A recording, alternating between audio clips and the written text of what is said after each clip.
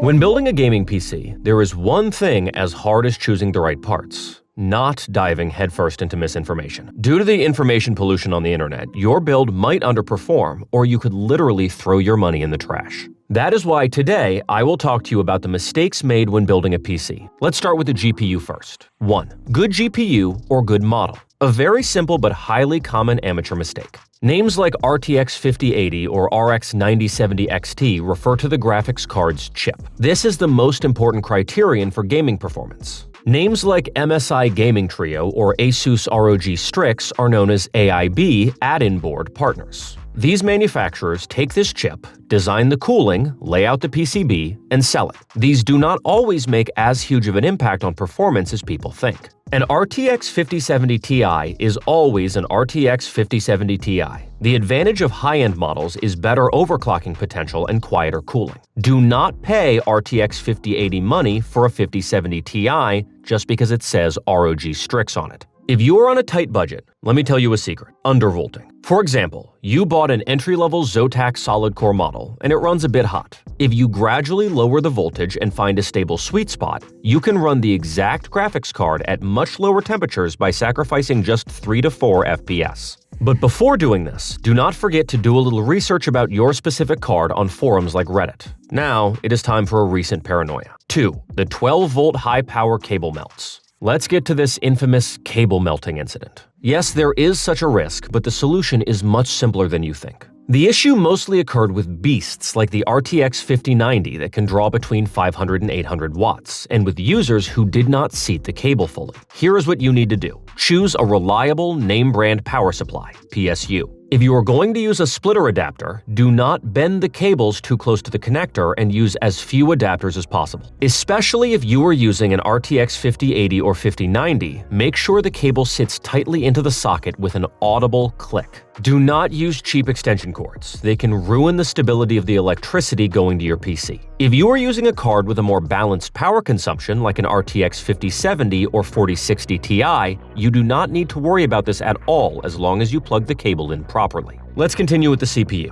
1. Not knowing what the CPU is used for. This is the most common mistake made today. Contrary to popular belief, the graphics card largely determines the performance of gaming PCs. So the processor just needs to be strong enough not to bottleneck the graphics card. The only exception to this is games where developers heavily factor in the processor. For instance, while the performance you get from Cities Skylines is highly dependent on the core count, in esports titles like Counter-Strike or Valorant, it depends on the L3 cache. But if you also want content creation performance, you need to learn how the program you will be using utilizes the CPU. So what should you pay attention to? These are the two most important questions. What resolution will you be gaming at? If you want to use an RTX 5080 at 1080p resolution, you need to opt for powerful processors like the X3D series or at least a 9700X. However, if you are going to game at 4K, all the load shifts to the graphics card. In this scenario, even processors like the Ryzen 5 7500F or 9600X will give you great performance. What games do you play? The other thing you need to consider is the games you play. If you're into esports games that are not very GPU intensive, you can keep the GPU in the background and buy a better processor. For example, to play CS2, instead of pairing an RTX 5070 with a 9600X, you can get an RTX 5060 Ti and allocate your budget towards a better processor like the Ryzen 7 7800X3D or 9800X3D. 2. Should you stay away from dead sockets? The answer to this question is directly related to your budget.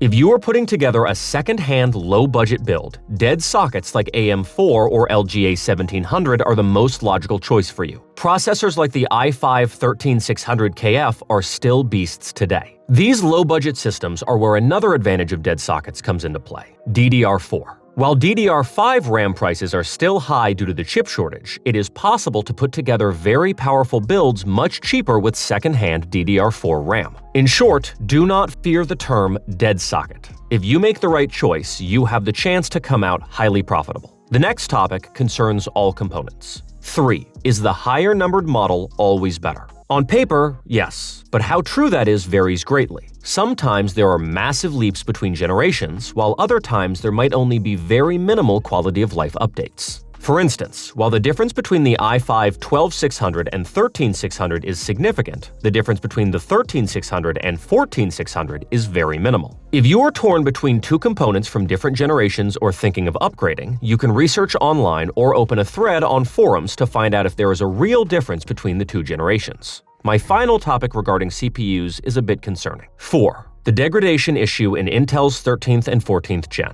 This incident primarily affected i9 processors and, on rare occasions, i7s like the 13700 and 14700. The culprit is directly Intel. These processors pushed the boundaries of current manufacturing technologies way too hard. They demanded extremely high power consumption for more performance. Naturally, after a while, these CPUs started to degrade and fail. Although Intel and retailers have taken measures like replacements and warranty operations, pay close attention to this when buying a secondhand PC. If the product's invoice is old and the item you are buying is from the early production batches, stay away or contact customer service to request a replacement. Let's continue with two subtle mistakes that everyone complains about. One of them is thermal paste. 1. The quality obsession. The first mistake is obsessing over quality. The conductivity of thermal pastes is measured in watts per meter Kelvin. Unless it is a sketchy off-brand product, and assuming the processor you are using isn't a fireball like an i9, you won't see a massive difference between a standard paste and the more expensive one. 2. The application method. As for the application method, as long as you do not spill it over the edges and do not apply too little, the shape does not really matter. The safest bet is to draw an X on the processor. When you press the cooler down, it will spread evenly everywhere. Next up is a rather niche component, the contact frame. The main purpose of a contact frame is to prevent the processor surface from bending, thereby improving cooler contact. However, it's hard to say it does this without risks. The outer metal shell of Intel processors, known as the IHS, Integrated Heat Spreader, is quite thin.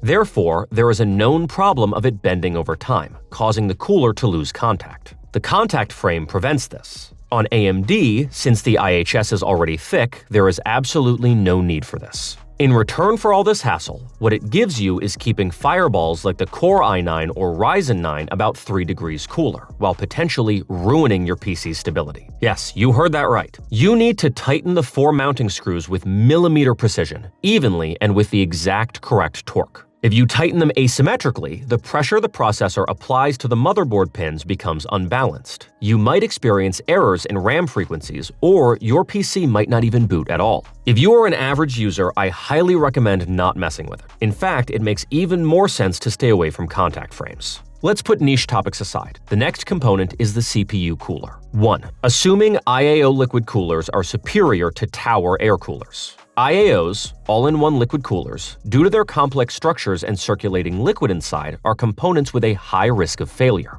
That is why you have to spend more money to get a high-quality model. Air coolers, on the other hand, consist solely of a metal block and a fan. The only thing that can break is the fan, and that is easily replaceable. What about performance? If you buy a cooler like the Thermalright Phantom Spirit, you will wipe the floor with most 240mm AIOs on the market. You should only buy a high-quality 360mm AIO if you are obsessed with aesthetics or if you are going to cool an absolute fireball like an i9 or Ryzen 9. 2. Temperature paranoia. Modern processors are smart hardware that protect themselves. If they overheat, they throttle their power, ramp up the fans, and in the worst-case scenario, shut down the PC. Generally, these temperature limits start above 95 degrees. It is good for your computer to run cool, but it is nothing to be as afraid of as you might think. Because most users consider 85 degrees to be a dangerous threshold, we need to talk about this topic. If you lowered your fan speeds to make your computer run quietly, these temperatures are normal. If there is no fluctuation in your processor's clock speeds, do not worry about it.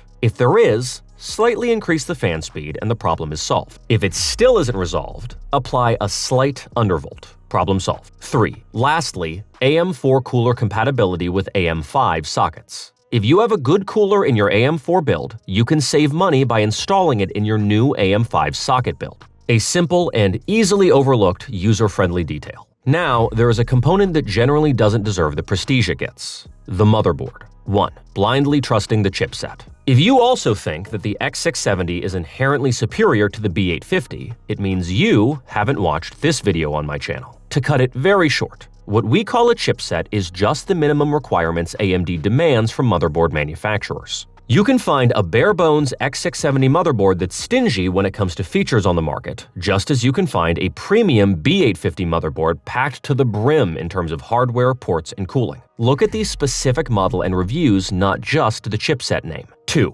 Updating the BIOS. Especially on AM4 builds, when you install a newer generation processor into an older generation motherboard, the PC might not post. Do not panic thinking it's broken. The issue is highly likely that the motherboard doesn't recognize that processor yet due to its outdated BIOS version. If you are buying second-hand, ask the seller to update it before shipping. If you are buying brand new, opt for motherboards with a BIOS flashback button on the back I/O. This way, you can update the BIOS with a USB flash drive without needing an older compatible processor. 3. One of the biggest mistakes, the HWID ban. This is the most dramatic mistake made when buying a second-hand motherboard. To prevent cheaters, competitive games like Valorant issue bans based on the motherboard's hardware ID, HWID, not the IP address. If the person you bought the motherboard from received a hardware ban in these games, you won't be able to log into those games with your own account using that motherboard either. Always add a Valorant login test to your second-hand motherboard testing routine. Next up is the SSD. 1. Paying a fortune for DRAM. The issue of paying a fortune started after the chip shortage.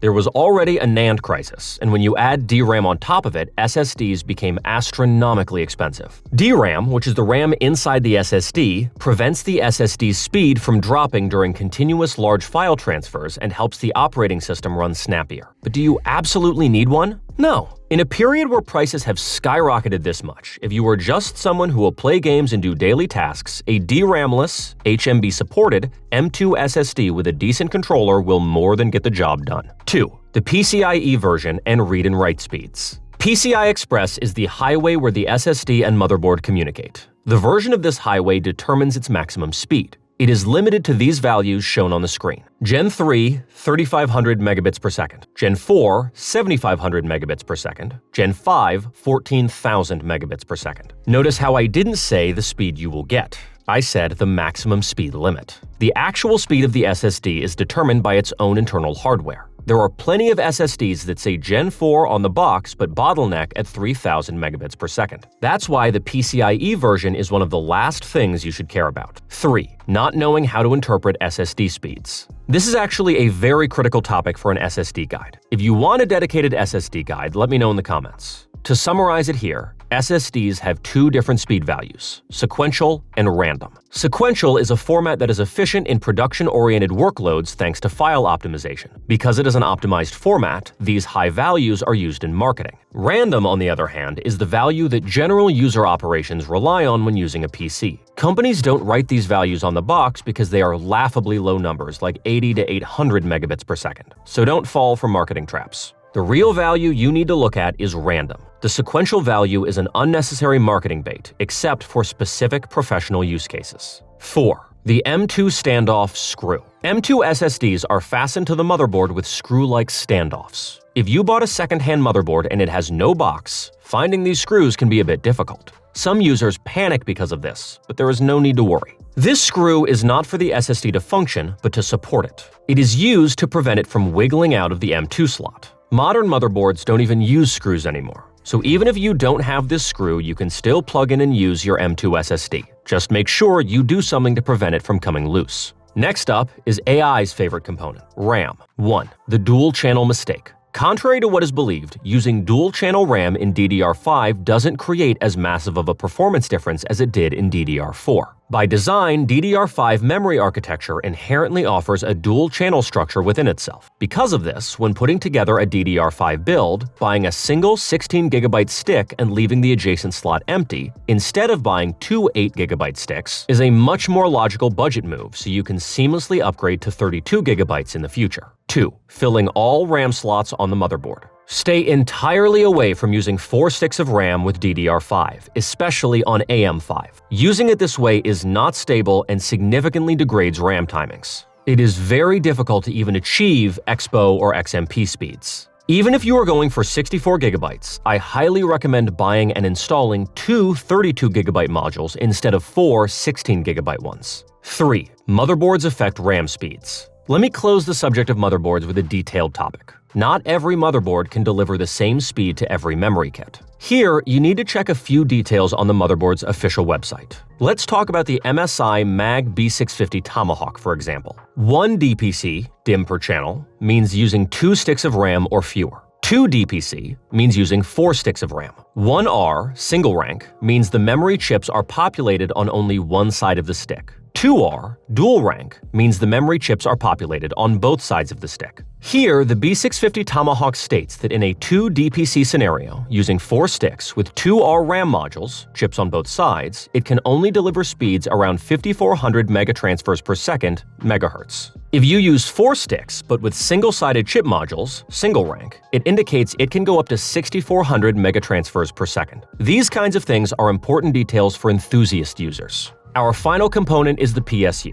A PSU is a black hole. Once you enter it, you can't get out until you fully understand it. Therefore, I will avoid going into extreme detail. 1. Overlooking hardware revisions. Some PSU models receive revisions over the years. You must pay attention since they are sold both brand new and secondhand. Take the NZXT C-Series PCUs, for example. Yes, they are good, but these power supplies have numerous versions and revisions. For instance, the NZXT C750 has bronze and gold versions, with the gold version, of course, being the high-quality one. However, since the V1 and V2 versions are on the ATX 2.0 standard, you will be forced to get used to using the standard 12-volt cables you have on hand. If you would just research the product codes PA7G1BBEU and NP-C750MEU initially, you would have realized they were ATX 2.0 and wouldn't have wasted time with returns. Next time, you can check details like these in the PSU tier list database I left in the description. 2. Assuming 80+ is a quality indicator. The 80+ rating shows the efficiency of the electricity drawn from the wall, not the quality of the capacitors inside the power supply. When your PC demands 750 watts, is it pulling 900 watts or 800 watts from the outlet? That is what it tells us. Of course, good efficiency requires internal components of a certain quality, but that still doesn't make it a direct quality indicator. There are terrible, literal ticking time bomb PSUs on the market that carry an 80+ label. If you want to see true quality, look at cybernetics testing and certifications. 3. The distinction between ATX 3.0 and 3.1. Get ready for some naming confusion. The new 12-pin cable that came with ATX 3.0 is called 12-volt high power. This cable was released with chronic design flaws. It was not safe enough for high-wattage GPUs like the RTX 5090. Additionally, due to this design flaw, users couldn't really tell if they had seated the cable fully. Because of this, there were cases of RTX 5090s burning up. We talked about this topic earlier in the video. The industry recognized this mistake and released the 12-volt 2x6 cable with the ATX 3.1 revision. This new cable is both physically safer and makes it much clearer when it is fully seated in its slot. If you are putting together a modern PC build and your budget allows for it, definitely opt for an ATX 3.1 supported PSU. And with that, we wrap up the most common mistakes and the things you need to pay attention to when building a PC today. So if you ever made any of these mistakes, don't forget to let me know in the comments. If you liked the video, don't forget to hit the like button. If not, feel free to dislike it. Stay mysterious until the next video. Take care and bye.